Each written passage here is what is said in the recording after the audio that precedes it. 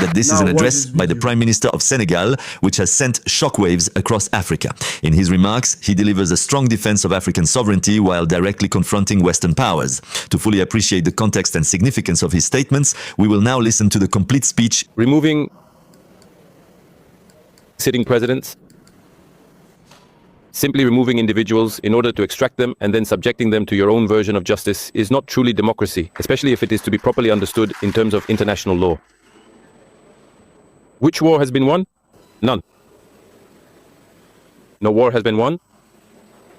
The United States and the West have engaged in many wars in recent decades. They didn't win the Vietnam War. They didn't win the war in Iraq, in Afghanistan, in Libya, in Syria. They didn't even win the war in Somalia, where they were forced to withdraw, pursued by armed gangs, except for sowing chaos and disorder in their wake. In these countries, none of these wars have been won because none of the objectives have been met. These countries will not be cited as examples of democracy, under the Western conception, of course. What objective was assigned for the war in Iran? It was to replace a regime that has not been done.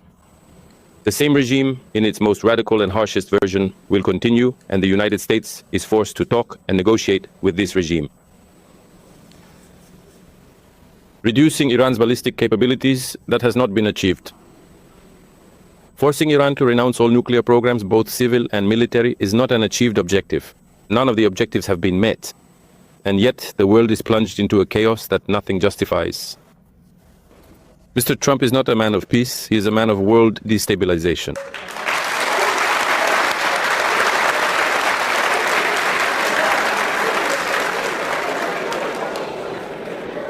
And alongside all of that, should we also feel regret for the actions and behavior of the other Western faction, the eternal givers of lessons? From the start of the hostilities, all Western regimes made statements deploring the violation of international law and international order. But it stops right there.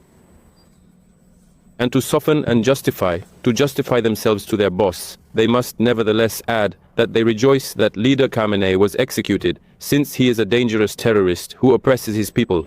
That they rejoice that Nicolas Maduro was exfiltrated because he was a dictator playing a balancing act that nothing justifies. It is not for them to judge and decide for other peoples. Let it be enough for them to do it for themselves, which seems to be increasingly complex.